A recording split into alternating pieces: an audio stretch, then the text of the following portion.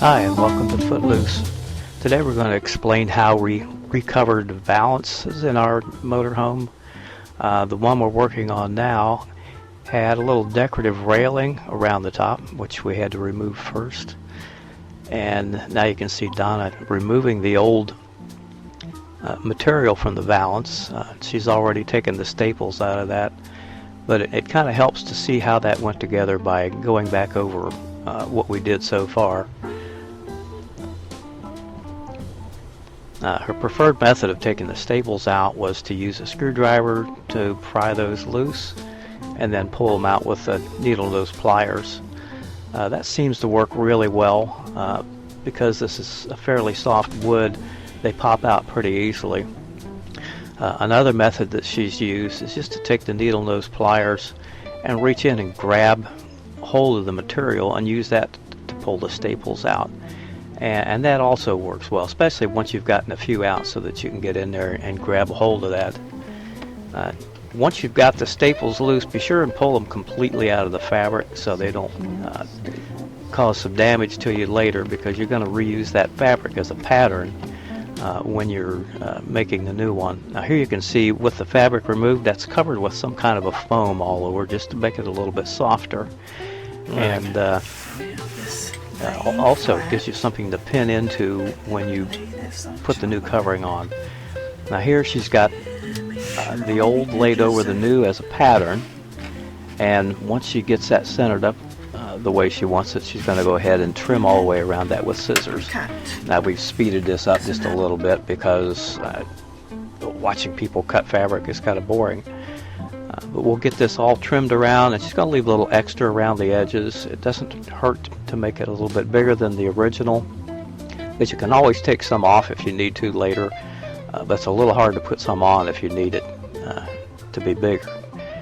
Once that's all trimmed, she'll be ready to go ahead and lay that on the form like this, and then get it centered up. Make sure that it's right top to bottom so that it'll fit completely over. And then we're going to take advantage of that foam padding by using some straight pins and just pin that right into the padding so it can't move while she turns it over and gets it ready to start putting the staples back in.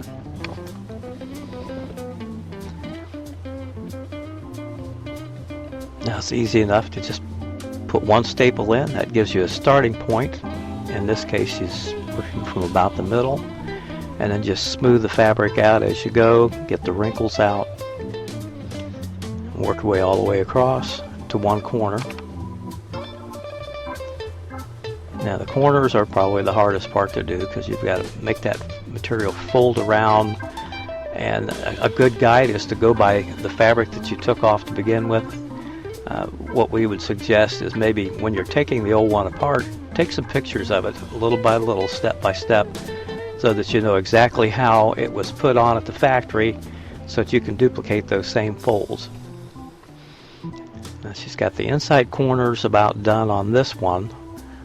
Again, use as many staples as you need because as you go you can work the wrinkles out and staple it down a little more. Nice thing about the staples is if you make a mistake, just go and pull it back out the way you did with the originals, straighten it out and go on from there. It's kind of hard to go wrong. Now that it's been worked around from one side, just going to flip it over and start working on what would be the bottom. This is upside down at this point. Get it straight so that there's no wrinkles in the front, and then work it again into a corner.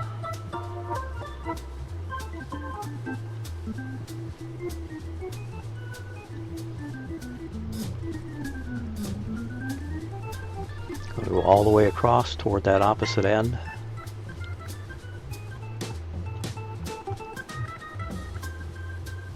And then once we get that done, we'll be doing the wrapping the outer ends. And that's probably the hardest part, is to get those outer ends done because there's some complicated folds in there. And refer to any pictures that you took and just do it the way that it was originally done.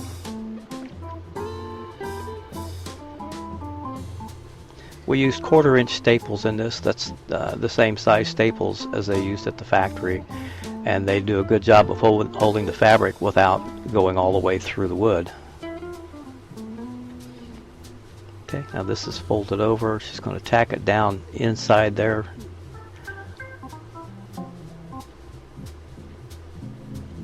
And then work out that fold there at the corner. Just take your time, smooth the wrinkles out.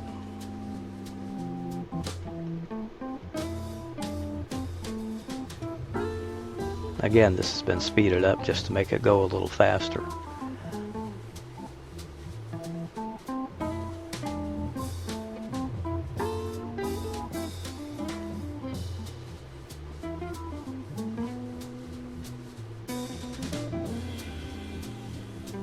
Now, since nobody's going to see the inside of this, it's not nearly as fussy as it is on the outside. Now she's working on the part that's going to go back against the wall when it's installed. So this is the part you won't see. That's why she can staple it right here on the edge instead of down inside. It's going to be hidden, so you can use as many staples as you need to there. And finishing up down inside that last corner. You know, if there's some excess and it's in your way, just trim it out with scissors. And that's it. It's all covered and ready to have that decorative railing put back on the top. And we'll do that with a nail gun. Just step outside. Use a convenient picnic table that just happened to be the right size to lay that onto, where I could line that railing back up and shoot some nails into it, and incidentally into the table. They were just a little bit longer than I thought, but all I needed to do afterward was go inside with some wire cutters and just cut the excess off. That's really all there was to it. This one goes up over our door, and it sits behind where we had the TV mounted, so it really doesn't get seen much, but now it matches all the rest of the valances, plus the upholstery on our dinette set. That's really all there is to recovering this one. This was simpler than some of the others because it didn't have the legs that go down on the side.